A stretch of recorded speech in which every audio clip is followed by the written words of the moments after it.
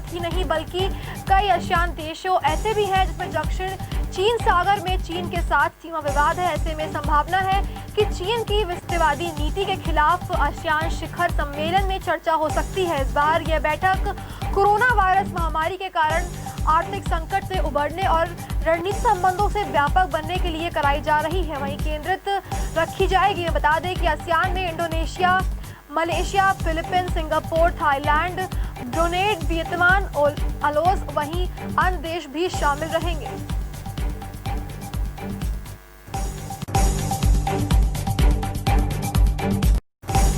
26 नवंबर 2018 को मुंबई में हुए आतंकी हमले में पाकिस्तान की संगीन जांच एजेंसी ने स्वीकार किया है कि भारत की आर्थिक राजधानी मुंबई 26/11 के हमले में पाकिस्तान के आतंकियों का हाथ बनी थी। वहीं एफआईए के इस बात को स्वीकार कर लिया है कि मुंबई स्थित ताज होटल पर हुए हमले को लश्कर-ए-तैयबा ने के 11 आतंकवादियों ने अंजाम दिया था। वहीं पिछले कई साल से भारत लगातार पाकिस्तान पर मुंबई आतंकी हमले को लेकर दबाव बना रहा था। इसी का नतीजा है कि भारत ने पाकिस्तान को घुटने तोड़ने पड़े हैं। वहीं पाकिस्तान ने मुंबई हमले में शामिल पाकिस्तान के आतंकियों के खिलाफ कई कार्रवाई करने का फैसला ले लिया है। वहीं पाकिस्तानी के एक लिस्ट में जारी इन आतंकवादियों को मोस्ट वांटेड करार दिया है। वहीं इसी के चलते भारत की बड़ी कामयाबी मानी जा रही है।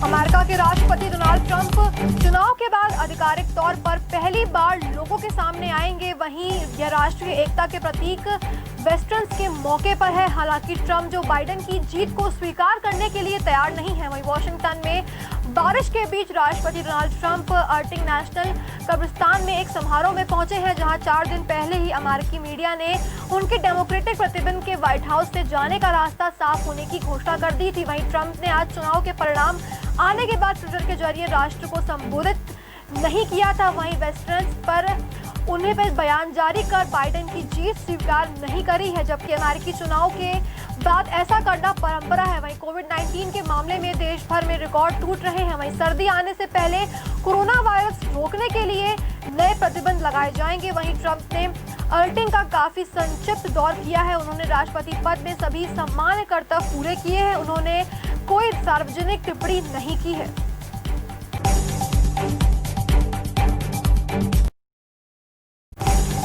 पाकिस्तान की आतंकवाद रोधी एक अदालत की आतंकी विद घोषणा के 2 मामलों में हाफिज सईद नीत जमात उद दावा के प्रवक्ता को 32 साल कैद की सजा सुना दी गई है। वही गौरतलब है कि हाफिज सईद 2011 में मुंबई में कई जगहों पर हुए आतंकी हमलों में शामिल रहे थे। अदालत ने आतंकी वित्त पोषण के मामले में यही सईद के रिश्तेदार सहित जमात उल दावा के 2 अन्य नेताओं को भी दोषी करार दिया है। एक अधिकारी ने पीटीआई ने कहा है कि आतंकवाद रोधी अदालत के न्यायाधीश एजाज अहमद बुतार ने 2 प्राथमिकियों से जुड़े मामले हैं। वही जमात उल दावा के प्रवक्ता शाह मुहाजिद को 32 साल कैद की सुनवाई सजा दे दी गई है। वहीं 2 मामलों में प्रोफेसर जफर इकबाल और प्रोफेसर हाजिब अब्दुल रहमान मक्की को क्रमशः 16 पर 1 साल कैद की सजा सुना दी गई है।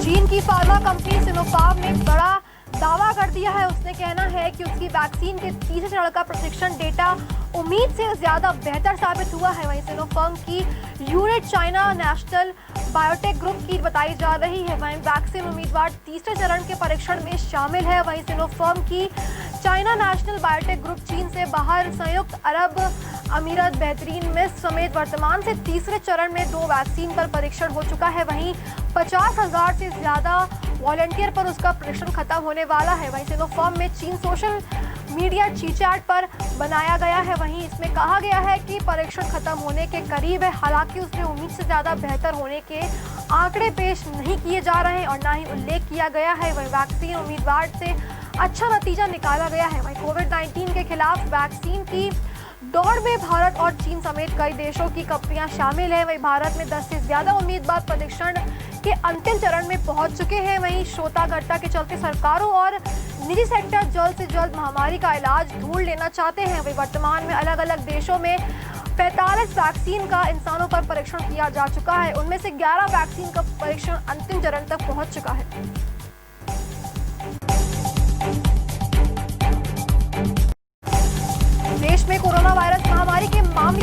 लगातार बढ़ रहे हैं। वहीं पिछले 24 घंटे में वायरस की संख्या 47,905 हो चुकी है। वहीं नए मामले भी शामिल सामने आ चुके हैं। साथ ही कल 52,718 मरीज ठीक होकर अपने घर जा चुके हैं। इसी के साथ देश में रिकवरी रेट बढ़कर 9.79% हो गया है। स्वास्थ्य मंत्रालय की ओर से जारी आंकड़ों के मुताबिक देश में अब तक कुल मामलों की संख्या 86,28,717 हो चुकी है। वहीं अब तक 1,28,121 लोगों की मौत हो चुकी है। अब तक 5,336 मामलों में कमी के बाद कुल सक्रिय मामलों की संख्या 4,98,249 बताई जा रही है। वहीं ठीक हुए मामलों की संख्या 80,67,502 हो गई है। वहीं केंद्रीय स्वास्थ्य मंत्रालय के मुताबिक 27 राज्यों और केंद्र शासित प्रदेशों में उपचाराधीन मरीजों की संख्या 20,000 से कम है। वहीं मंत्रालय ने कहा है कि सिर्फ 8 राज्यों को केंद्र शासित प्रदेशों में 20,000 से अधिक इलाज के मामले सामने आए हैं, जहां पर 2 राज्यों महाराष्ट्र और केरल में 50,000 से अधिक इलाजरत मामले सामने आ चुके हैं।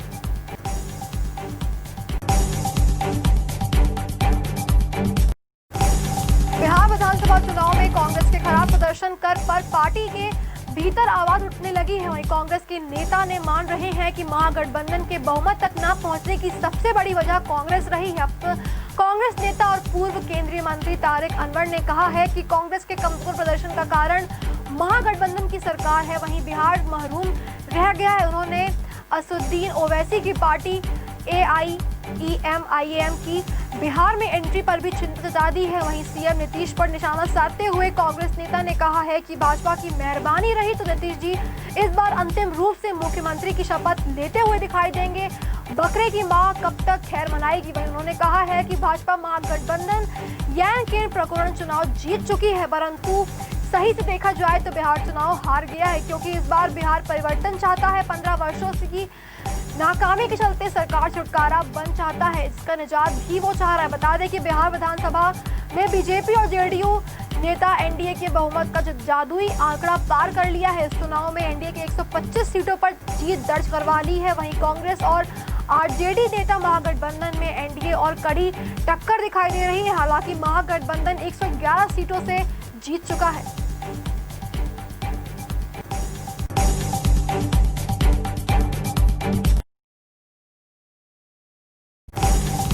नीतीश कुमार 16 नवंबर को भाई दूज के दिन बिहार के मुख्यमंत्री के तौर पर शपथ ले सकते हैं। वहीं अभी मंत्रिमंडल पर कोई भी फैसला नहीं लिया है। इसी के चलते बिहार चुनाव में एनडीए ने 125 सीटें जीतकर बहुमत हासिल कर ली है, लेकिन नीतीश की party Janata Dal United JDU 43 सीटों पर ही जीत पर परचम लहरा रही है। चुनावी नतीजों के बाद बिहार में नीतीश ने एक बार फिर से सीएम बनने को लेकर तरह वही काम कर लिया है। हालांकि प्रधानमंत्री नरेंद्र मोदी के तमाम अटकलों को खारिज कर दिया है और कहा है कि बिहार में एक बार फिर नीतीश कुमार के नेतृत्व में विकास के संकल्प को सिद्ध करेंगे। बिहार से सर्वाधिक समय तक मुख्यमंत्री रहने जाएंगे। वही राह पर बढ़ते हुए नीतीश कुमार आगे बढ़ते रहेंगे। वहीं सोमवार 16 नवंबर को शपथ ग्रहण कर सकते हैं। इससे पहले नवंबर के अंत में वर्तमान सरकार का कार्यकाल समाप्त होने के मद्देनजर पर राज्यपाल को इस्तीफा भेज दिया जाएगा।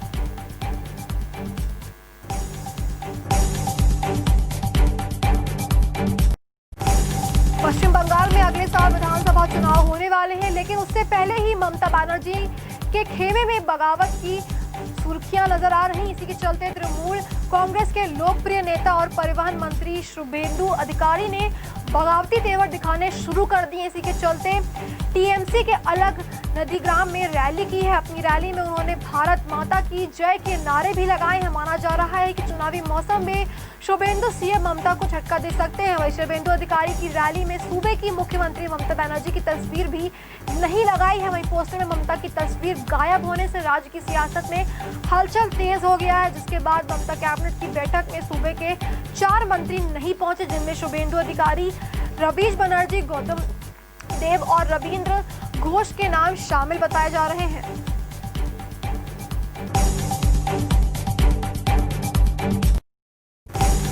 विदेशी कोष हासिल करने का इरादा रखने वाले एनजीओ को अब और सख्त नियमों का पालन करना पड़ेगा। वहीं केंद्रीय गृह मंत्रालय ने स्पष्ट कर दिया है कि कम से कम 3 साल मौजूदगी और 15 लाख रुपए सामाजिक गतिविधि में खर्च करने वाले संगठन ही विदेश में रकम हासिल करने का हकदार होंगे। वहीं गृह मंत्रालय में एक अधिसूचना में कहा है कि विदेशी अंशदान कानून के तहत पंजीकरण के लिए गैर सरकारी संगठनों को चंदा देने वाले एक पत्र भी देना होगा, जिसमें विदेशी अंशदान की राशि और किस उद्देश्य के खर्च किया जा रहा है इसका भी जिक्र करना पड़ेगा। वहीं कानून में संशोधन के बाद केंद्र सरकार ने करीब 2 महीने पहले नियम को जारी कर दिया। इसके तहत एनजीओ के पदाधिकारी के लिए आधार नंबर देना जरूरी बताया गया है और कोष से कार्यक्रम किए जाने वाले खर्चे को 20% तक सीमित कर दिया जाएगा। इसके अलावा सरकारी सेवकों, विधायकों और सदस्यों और राजनीतिक दलों की विदेशी कोष हासिल करने से रोक लगाई जाएगी। वहीं अधिसूचना पे कहा गया है कि कानून की धारा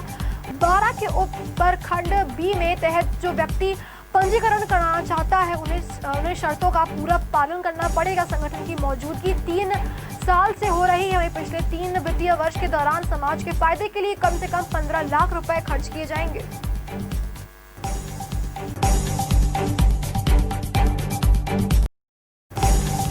तमिलनाडु सरकार ने 16 नवंबर से कक्षा 9वीं के और उससे ऊपर की कक्षाओं के लिए स्कूल को फिर से खोलने का अपना फैसले को बदल दिया है। राज्य सरकार ने लगभग 2 सप्ताह पहले 9वीं से 12वीं क्लास के लिए कोरोना वायरस सुरक्षा मतदाताओं के चलते कहा नियमों का पालन के साथ स्कूल खोलने के आदेश दे दिए थे। वहीं लेकिन कोरोना वायरस के बढ़ते संक्रमण को देखते हुए यह फैसला रद्द कर दिया गया है। वहीं स्कूलों को फिलहाल बंद रखने का फैसला ले लिया गया है। सरकार ने कहा है कि कॉलेज और यूनिवर्सिटी सिर्फ रिसर्च स्कॉलर और साइंस एंड टेक्नोलॉजी स्ट्रीम्स के लिए अंतिम वर्ष के छात्रों के लिए 2 दिसंबर से शुरू किए जाएंगे, जो पहले 16 नवंबर से ही खुलने वाले थे। वहीं कोरोना वायरस की वजह से राज्य में स्कूल समेत कई शिक्षण संस्थान लंबे समय से बंद चल रहे हैं। राज्य सरकार ने कहा है कि माता पिता से मिले फीडबैक का विश्लेषण करने के बाद उन्होंने 16 नवंबर से कक्षा 9वीं से 12वीं तक के लिए स्कूलों को खोलने का नियम बनाया था, लेकिन अपनी घोषणा को वापस लेने का फैसला ले लिया है। वहीं कोविड-19 स्थिति का जायजा लेने के बाद स्कूलों को फिर से खोलने की तारीख की घोषणा की जाएगी।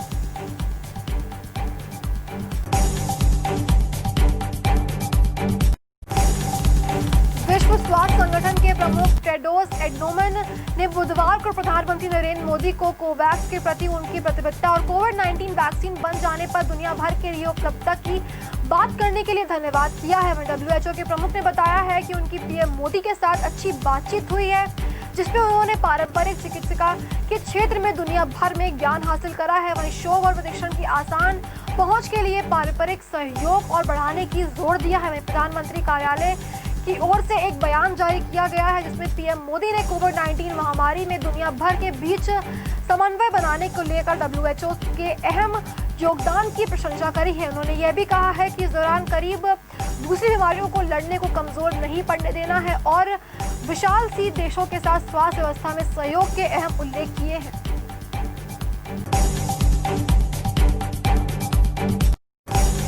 बीजेपी के वरिष्ठ नेता और पूर्व केंद्रीय मंत्री उमा भारती ने बिहार विधानसभा चुनाव और मध्य प्रदेश उपचुनाव को लेकर अपनी प्रतिक्रिया जाहिर कर दी है। वहीं उमा भारती ने बिहार में महागठबंधन की अगुवाई पर तेजस्वी यादव की तारीफ करते हुए कहा है कि बहुत अच्छा लड़का है।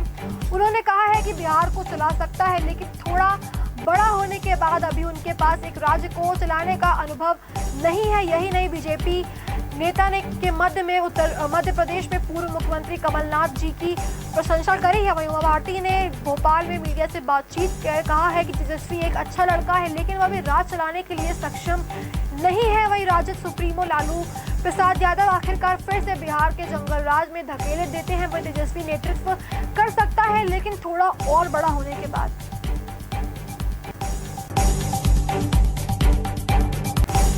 न्यायिक हिरासत में एक सप्ताह जेल में गुजारने और उच्चतम न्यायालय से जमानत मिलने के बाद फिर से न्यूज रूम पहुंचे पत्रकार अर्नब गोस्वामी ने फर्जी मामलों में उन्हें गिरफ्तार करने को लेकर महाराष्ट्र सरकार के मुख्यमंत्री उद्धव ठाकरे पर बुधवार को हमला बोल दिया है। वहीं रिपब्लिक चैनल ने अपने सहकर्मियों के घिरे गोस्वामी से कहा है कि उद्धव ठाकरे सुन लो मुझे, आप हार गए हो। भाजपा के वरिष्ठ नेता देवेंद्र फडणवीस ने आत्महत्या के लिए उकसाने के मामले में गिरफ्तार रिपब्लिक टीवी के प्रधान संपादक को आंतरिक जमानत देने का उच्च न्यायालय ने फैसला कर स्वागत करते हुए महाराष्ट्र के विकास अखाड़ी सरकार को उसका स्थान दिखा दिया है। वहीं अर्नब गोस्वामी ने एक इंटीरियर डिजाइनर को कथित तौर पर खुदकुशी के लिए उकसाने 2018 के मामले में अपनी अवैध गिरफ्तारी पर मुंबई पुलिस पर आयुक्त परमवीर सिंह को भी आड़े हाथों ले लिया है। गोस्वामी ने कहा है कि रोक सकते हो तो रोक लो, मैं गलत नहीं था, गलत नहीं हूं, इसीलिए मैं ऐसे ही काम आगे भी करता रहूंगा।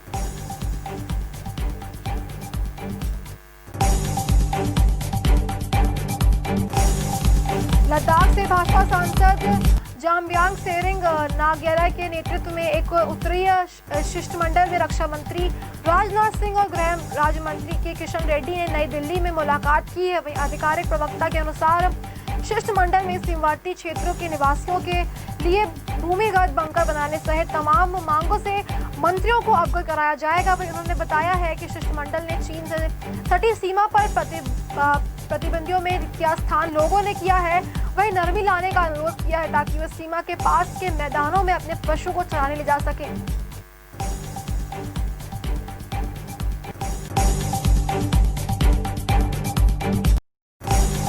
उत्तर प्रदेश की योगी सरकार ने शहरों जैसी सुविधाएं गांव तक देने की योजना पर काम करना शुरू कर दिया है। कुछ समय पहले राज्य सरकार के नगर निगमों और नगर पालिका नगर पंचायतों के आकार में बदलाव किया गया है। सूबे के अधिकांश जिलों के नए सिरे पर हुए परसीमन में यह बदलाव देने को मिला है। वहीं इसी क्रम में योगी सरकार 1 लाख से अधिक आबादी वाले सभी कस्बों और 20,000 से अधिक आबादी वाले ग्राम पंचायतों में शहरी सुविधाएं देने जा रही है। वहीं सरकार की तैयारी के अनुसार 1 लाख से अधिक आबादी वाले कस्बों व नगर पंचायतों को नगर पालिका परिषद का दर्जा दिया जाएगा। वहीं 20,000 की आबादी वाले ग्राम पंचायतों को नगर पंचायत का दर्जा दिया जाएगा। वहीं नगर विकास विभाग को 31 दिसंबर तक इसके लिए मोहलत दी गई है। जनगणना के बाद प्रक्रिया शुरू कर दी जाएगी। इसके बाद नए नियमों के साथ गठन और सीमा विस्तार पर काम कर उन्हें आगे बढ़ाया जाएगा।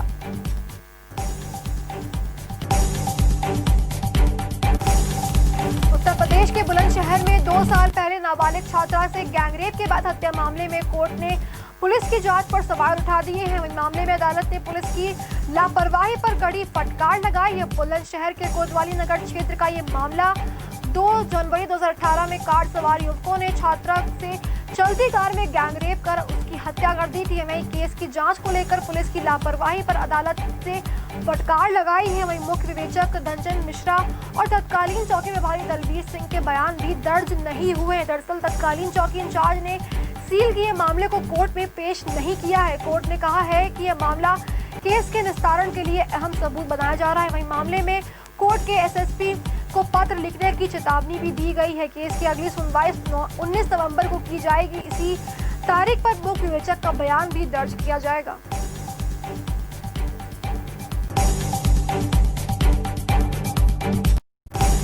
श्री राम जन्मभूमि तीर्थ क्षेत्र ट्रस्ट के अध्यक्ष महंत गोपाल दास की हालत गंभीर है लेकिन नियंत्रण में है। लखनऊ के मेदांता हॉस्पिटल की तरफ से जारी मेडिकल बुलेटिन में कहा गया है कि गुर्दे ठीक है लेकिन अभी सही से काम नहीं कर रहे हैं। स्थिति गंभीर बताई जा रही है लेकिन नियंत्रण में है। वहीं क्रिटिकल केयर मेडिसिन के विशेषज्ञ डॉक्टर की निगरानी में महंत का उपचार चल रहा है। बता दें कि आगामी 13 नवंबर को अयोध्या के दीपोत्सव का आयोजन हुआ है। इससे पहले ही ट्रस्ट के अध्यक्ष महंत नृत्य गोपाल दास की तबियत खराब होने से ट्रस्ट के अन्य सदस्यों के अलावा जिले के आला अधिकारी भी थोड़ा चिंतित नजर आ रहे हैं। हालांकि उनका कहना है कि महंत के स्वास्थ्य को लेकर घबराने की कोई बात नहीं है। स्थिति गंभीर है लेकिन नियंत्रण में है। फिलहाल उनको बेहतर स्वास्थ्य लाभ के लिए मेदांता भेज दिया गया है जहां उनका पूरा चेकअप होगा और जल्द ही स्वास्थ्य होकर वो वापस लौट आएंगे।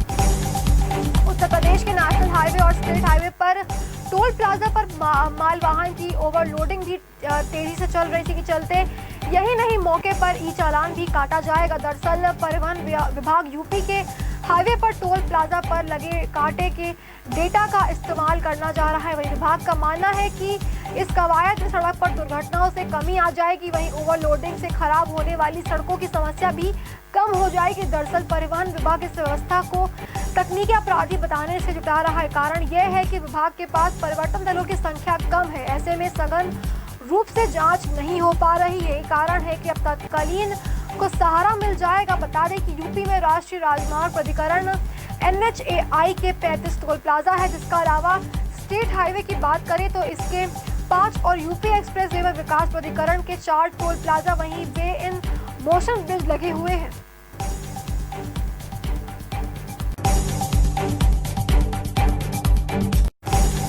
उत्तर प्रदेश के बुलंदशहर में किराना व्यापारी के पुत्र की पड़ोस में रहने वाले 2 युवकों ने गोली मारकर हत्या कर दी है। दोनों युवक घर में बनी किराने की दुकान व चीनी दाल बेचा का काम करते थे। व्यापारी पुत्र के सामने देने से मना किया तो उसने गोली मारकर हत्या कर दी और मौके से फरार हो गया। वहीं पुलिस ने मृतक का शव पंचनामा भर पोस्टमार्टम के लिए भेज दिया है और हथियारों की तलाश जुटी है। दरअसल सिकंदराबाद की खतरीवाड़ा में यह मामला हुआ है। वहीं रामवीर के पिता किराना की दुकान चलाते हैं। रामवीर की बहन 10 दिन पूर्व मौत होने की वजह से किराने की दुकान नहीं खोल रहे थे। आरोप है कि आज तड़के सुबह मोहल्ले में रहने वाले आकाश और कपिल घर पर दरवाजा खटखटाते हैं और चीनी और दाल मांगने लगते हैं। इसके चलते बहन की मौत होने के कारण रामवीर ने दुकान का सामान देने से इनकार कर दिया, जिस पर आकाश ने गोली मार दी है। वहीं रामवीर की हत्या कर दी और मौके से फरार हो गया है।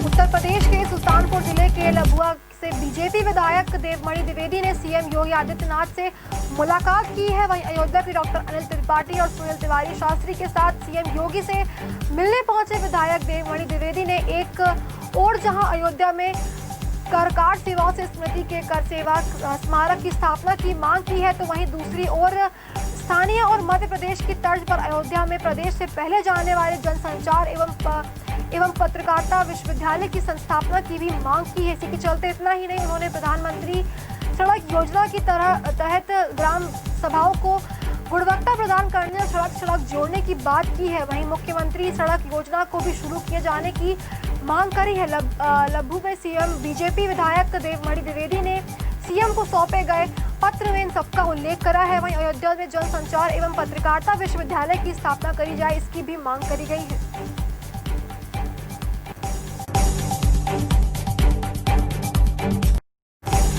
इंडियन प्रीमियर लीग का सफर अब खत्म हो चुका है। वहीं दुबई इंटरनेशनल क्रिकेट स्टेडियम में मुंबई इंडियंस और दिल्ली कैपिटल्स के बीच फाइनल मैच खेला गया, जिस मैच में मुंबई इंडियंस ने दिल्ली कैपिटल्स को 5 विकेट से हराकर अपनी 5वीं और आईपीएल का खिताब अपने नाम कर लिया है। टूर्नामेंट के बाद भारतीय क्रिकेट टीम के पूर्व स्फोटक बल्लेबाज वीरेंद्र सहवाग ने अपनी बेस्ट आईपीएल इनिंग्स चुनी है। वहीं वीरेंद्र सहवाग की चुनी बेस्ट आईपीएल इनिंग्स 11 में स्टार पावर देखी जा सकती है। वहीं सहवाग ने किंग्स 11 पंजाब के कप्तान केएल राहुल और रॉयल चैलेंजर्स बेंगलुरु के देवत पडिक्कल ने ओपनर को रूम में चुना है। वहीं देवत पडिक्कल को एग्जामिन प्लेयर ऑफ आईपीएल 2020 जीता है।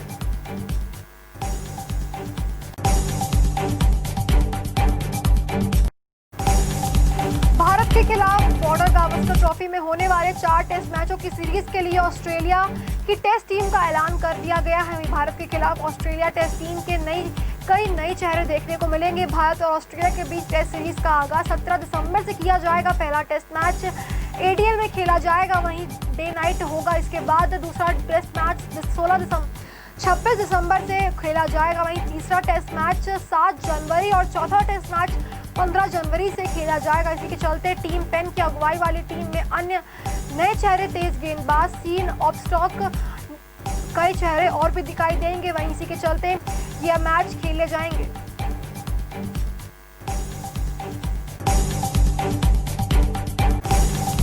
सप्ताह के चौथे कारोबारी दिन को शेयर बाजार में बढ़त दिखाई दी है। वहीं सिलसिला खत्म हुआ तो यह लाल निशान पर खुला है। वहीं सुबह 9:19 पर बॉम्बे स्टॉक एक्सचेंज का प्रमुख इंडेक्स एक्सचेंज 146.32 अंक बताया जा रहा है। वहीं इसी के चलते एक स्तर पर कारोबार वहीं नेशनल स्टॉक एक्सचेंज के निफ्टी पर बताया जा रहा है, तो वहीं 4.50 अंकों को गिरावट के चलते इसके साथ बताया जा रहा है। वहीं सूचांक के वर्ष 2020 में हुए पूरे नुकसान की भरपाई कर ली गई। वहीं 1 जनवरी 2020 को 41,306.2 पर बंद हुआ है। वहीं अमेरिकी चुनाव में बाइडेन की जीत पर साफ दिखाई दिया है कि पिछले 8 कारोबारी सत्रों में शेयर बाजार तेजी से बंद हो रहा है। हालांकि विश्लेषणों के अनुसार आगे बाजार में उतार चढ़ाव देखने को मिल सकते हैं।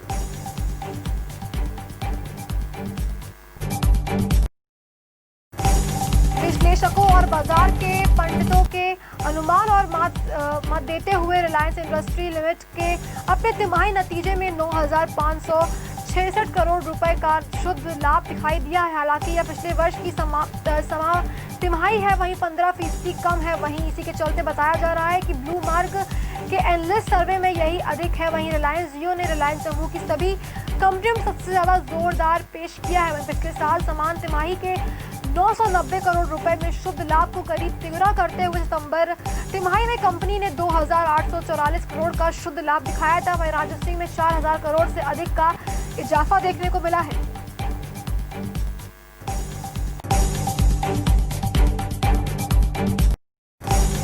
केंद्रीय कैबिनेट ने घरेलू मैन्युफैक्चरिंग को बढ़ावा देने के लिए 10 क्षेत्रों में उत्पादन आधिकारिक प्रोत्साहन योजना लागू करने की मंजूरी दे दी है। योजना के तहत 5 वर्षों में करीब 2 लाख करोड़ रुपए का आवंटन किया जाएगा। इसके वाहन एवं उपकरण क्षेत्र को सर्वाधिक 45 करोड़ रुपए की अधिकतम प्रोत्साहन राशि दी जाएगी। इसके अलावा advance chemistry, cell, battery, pharma एवं दवाएं इसके चलते कम रेट पर दी जा सकती हैं। वहीं यही फैसला काफी सोच समझ कर लिया गया है और इस आदेश को जारी कर दिया गया है।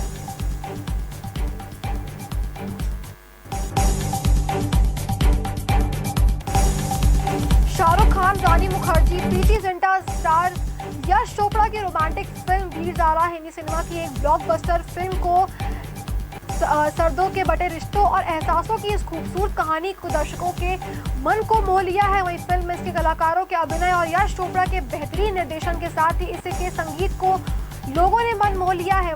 जी हाँ, वीर ज़ारा का संगीत बेमिसाल है। ये संगीत हिंदी सिनेमा में अपना ही अनोखा नाम दर्ज करवा चुका है। इसी के चलते इन फिल्मों में किस तरह से इनकी एक्टिंग का प्रदर्शन हुआ है, उसने न केवल लोगों का बल्कि सभी का मन जीत लिया है।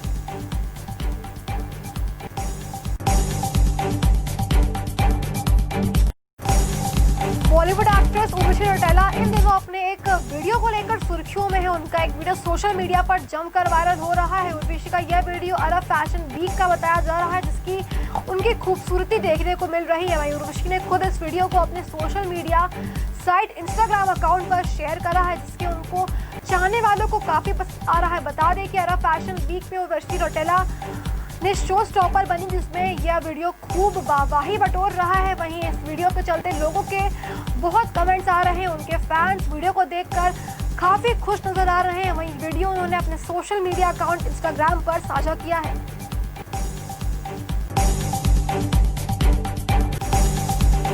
बॉलीवुड के मशहूर अभिनेता सुशांत सिंह राजपूत के सुसाइड मामले में जुड़े ड्रग्स एंगल में आज बॉलीवुड एक्टर अर्जुन रामपाल से नारकोटिक्स कंट्रोल ब्यूरो की टीम ने पूछताछ करेगी। वहीं इससे पहले उनकी लिव इन पार्टनर से भी पूछताछ की जा चुकी है। इसी के चलते अर्जुन रामपाल अपने घर से निकल गए हैं। वहीं